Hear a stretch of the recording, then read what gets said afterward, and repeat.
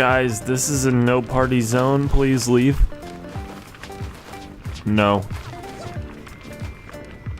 No party zone! I've bought 2 copies of this game. I've been playing it with my girlfriend and I have completely lost control of my life. The only option now is to make it out alive.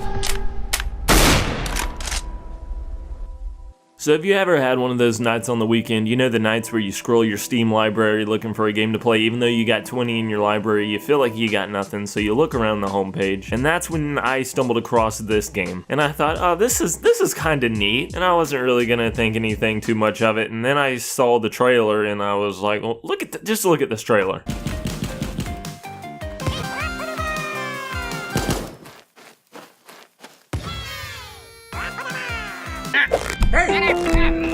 Hey, look over here! Hey, look over here! Hey, look over here! Look over here!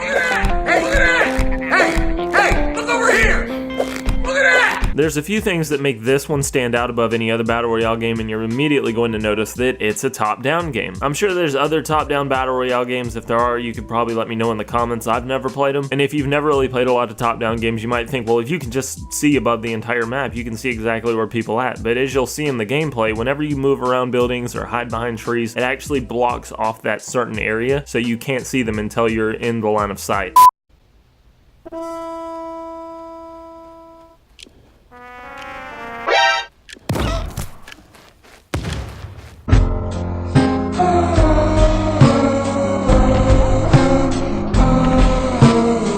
But if there's something, say like a crate behind the wall that you're hiding behind and an enemy breaks it, you'll notice that you kind of get like an audio and a visual cue and you immediately kind of know the person's location. So the tension and that stealth element of playing a Battle Royale game is still in there, even though it's top down. But there's definitely a little bit of a learning curve there, especially since it's a different style of game. Speaking of style, you're going to notice the art style. You're looking at the gameplay. Do I really need to point this out? This game oozes creativity. It's so hard to be mad at this game because it's so damn cute. Unless you don't like animal puns, you probably aren't going to enjoy this because there's an animal pun around every corner. And by around every corner, I literally mean around every corner of the map and every time you die. It's fucking awesome. It's fantastic. It seems impossible, but Super killed you with the pinwheel. With the pinwheel! Ugh, you gotta be kidding me. Oh, for fuck's sake, call a doctor. This game has a lively community around it, and the developers are really involved with it. I think on their YouTube channel, they regularly post this top plays segment where they actually have the little animals doing commentary over it. It's great. Also, you're free to play the game as much as you'd like, but unfortunately, if you want to play duos with your friends, I don't believe you're gonna be able to invite them without actually having a copy of the game. Which, by the way, guys, it kinda really sucks that you can't play with your friends without buying the game. I mean, I was gonna buy 2 copies of the games anyways because my girlfriend really wanted the cosmetics and I really wanted to support a small indie title, but every other Battle Royale just lets you play with your friends, guys. Can we please do that? Thank you. But it's not very expensive and it directly supports the developer, so if you enjoy it, I would highly recommend it. I feel like people that like Battle Royale games are definitely going to get enjoyment out of this, but there's a funeral passing my house. I feel like this game is accessible in a way that a lot of other Battle Royale games might not be to some people. Some people just straight up don't like first-person shooters, and some people don't like a lot of the artistic choices in Battle Royale games. And if you like in, say, more innocent style like Fortnite, you may not like the building mechanics of Fortnite. So in a way, I think this game kind of fills a gap in the market. It's been out since December, and honestly, I can't believe it hasn't picked up a lot more traction. It's a very well-made and polished game. All of the gun sounds and everything feel really nice. It's really easy to traverse around the map. You can use this hamster ball to get around. That's the game's type of vehicle. It's great.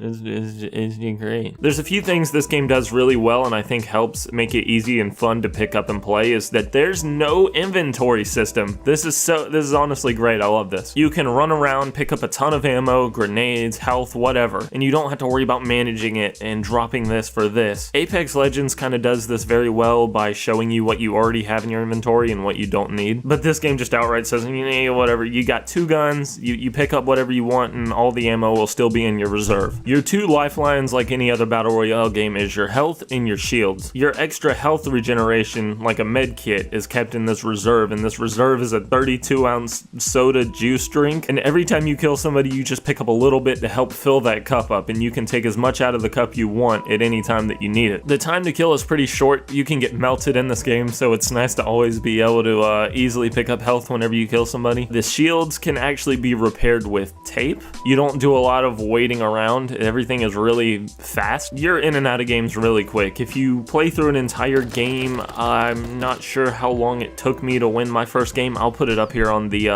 thingy. But the circle of life, which is the circle that gets smaller and closes you in to make you fight people more closely, shrinks really fast, and not only that, but it gets to a certain point where it just outright disappears and you have no other option but to fight, or you just die from the fumes.